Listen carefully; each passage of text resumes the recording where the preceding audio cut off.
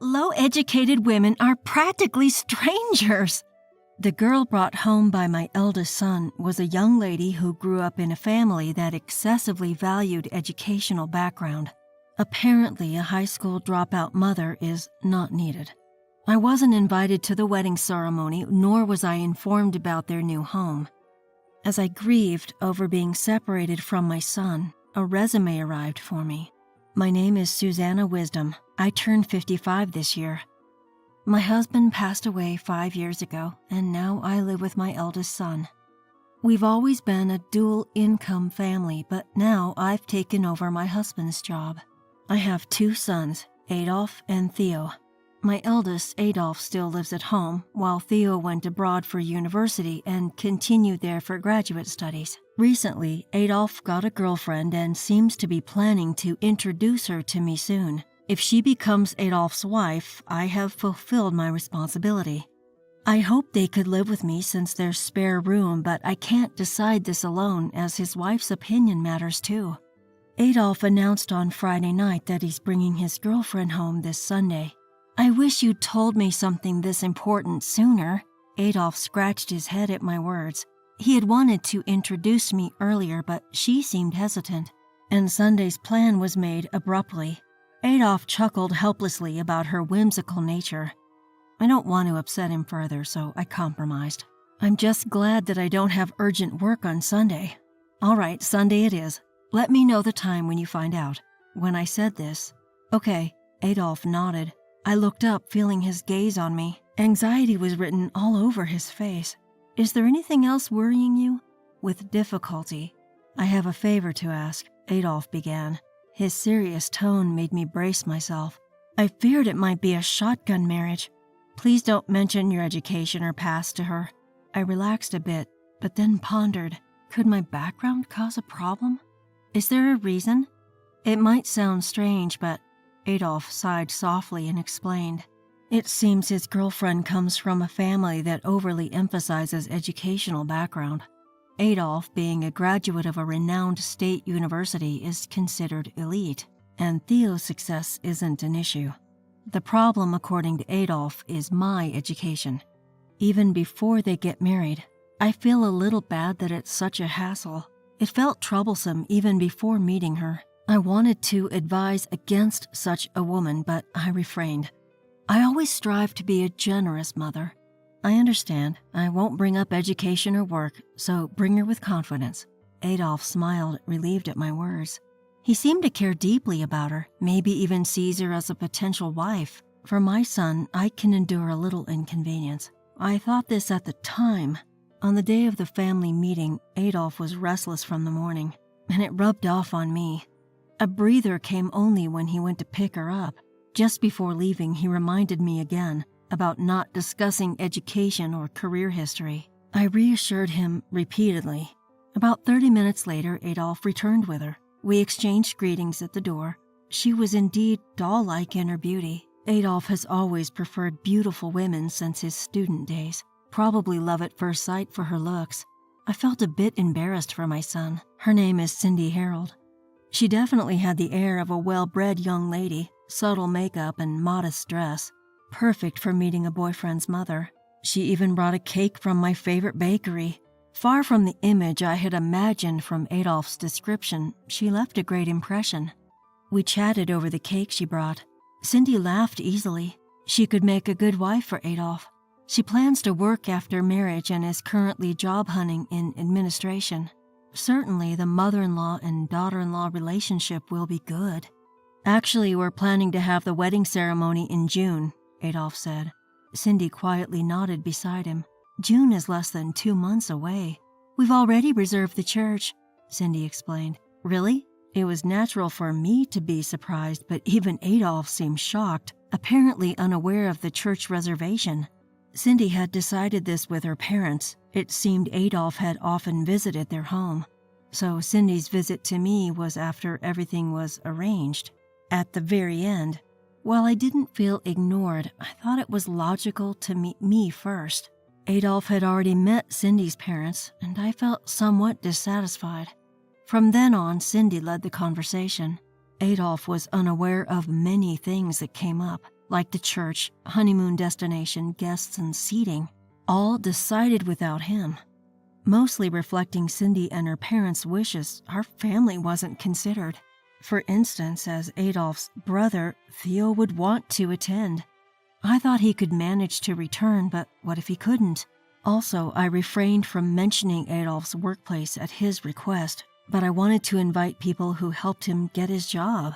I might seem old-fashioned, but I have my standing too. If she's marrying Adolf, she should give him more respect.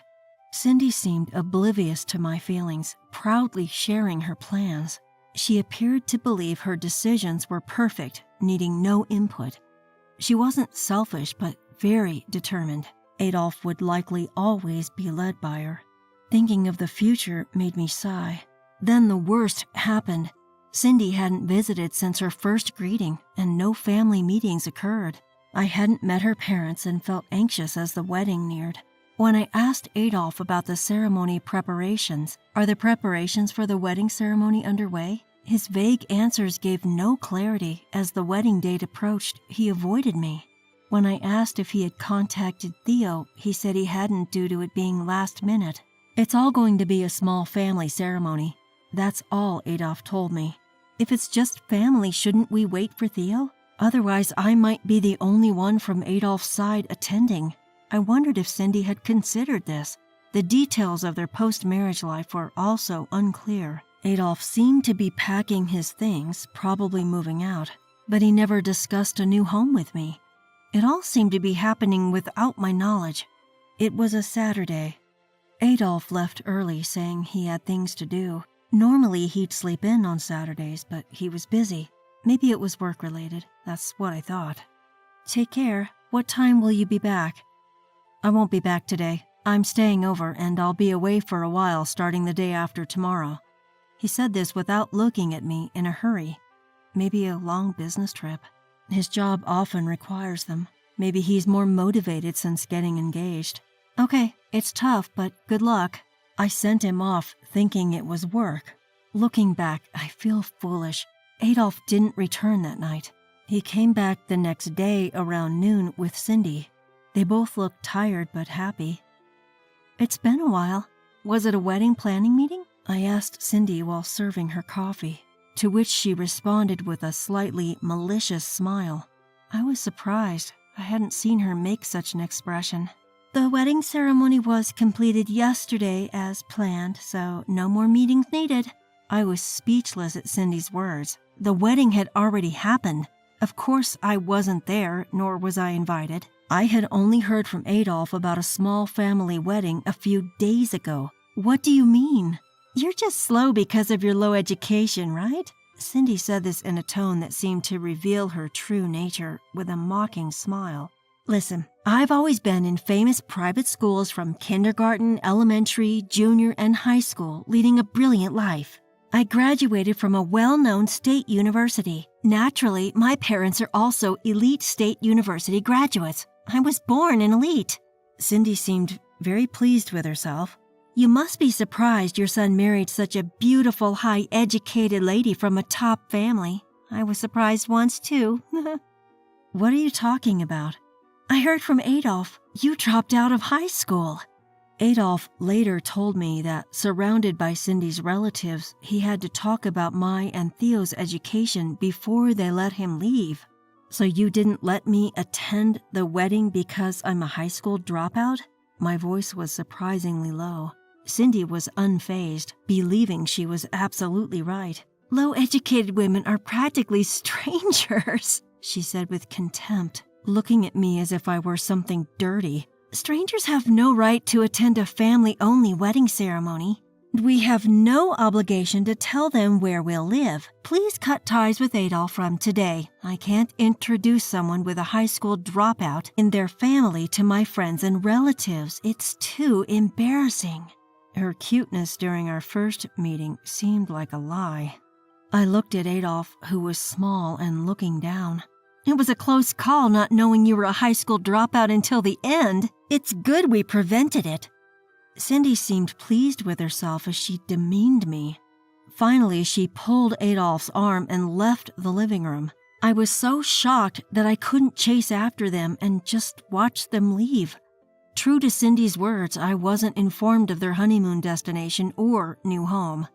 During their honeymoon, movers came to take Adolf's things. When I asked where they were going, "We've been asked not to tell," they said awkwardly.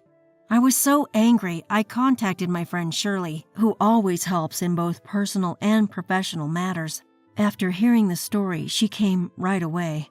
Seeing my empty house after Adolf's things were removed, I told her everything, including not being informed of the wedding or their new address.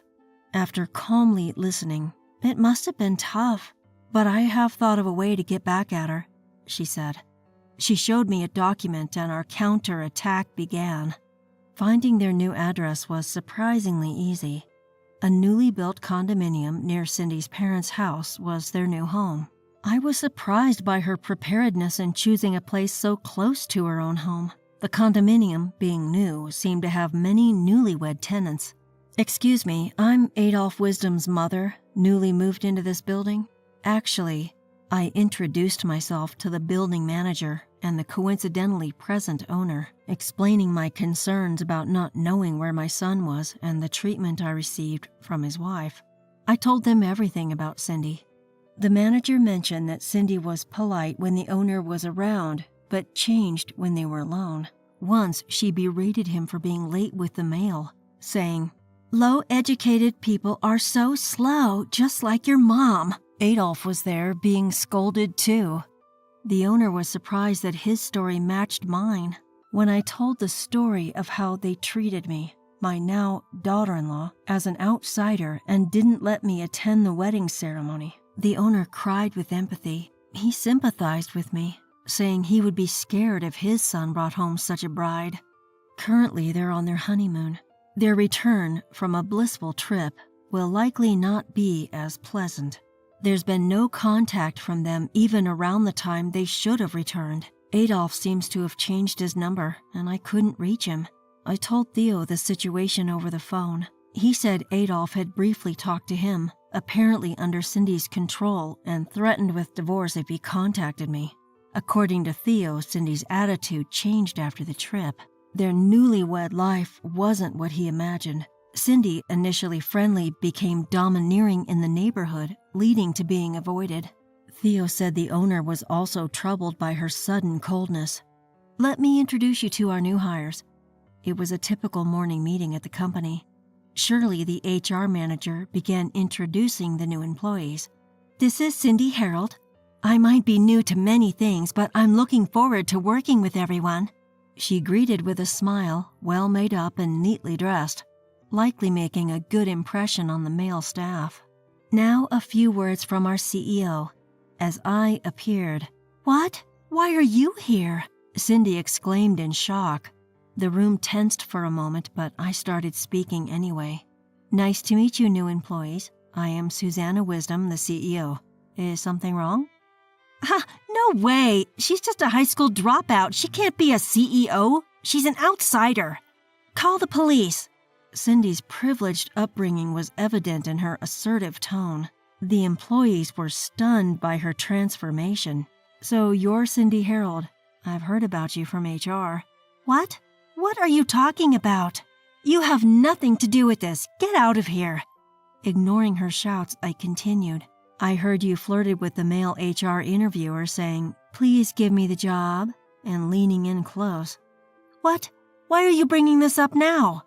"And then you said, 'I want the easiest job. It's ridiculous for someone with my high education to work hard,' right? If you help me, you'll be part of the elite too. As thanks, I'll introduce you to my super elite parents. You don't get such chances often." Those are the words of someone who doesn't appreciate hard work, still depending on their parents. Quite pitiful. "Stop lying, that's nonsense."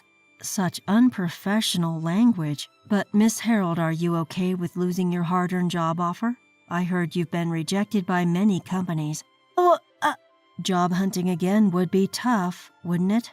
"Please don't cancel my job offer, Susanna." The office buzzed at Cindy's words.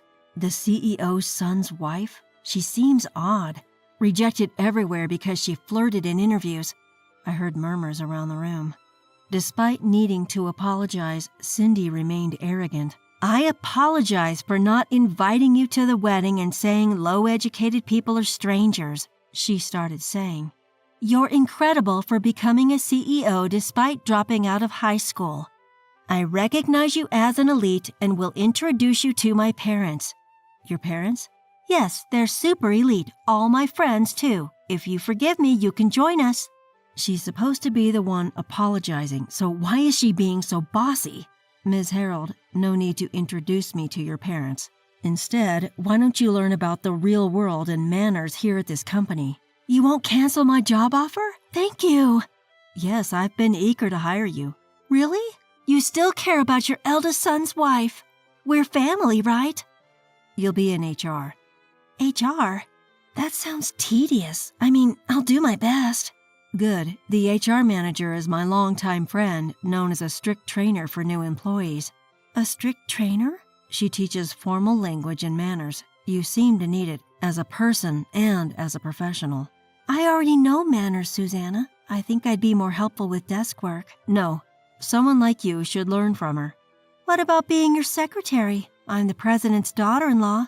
Better than a complete stranger. You'll pay more than for desk work, right? You're my daughter? I stared coldly at Cindy.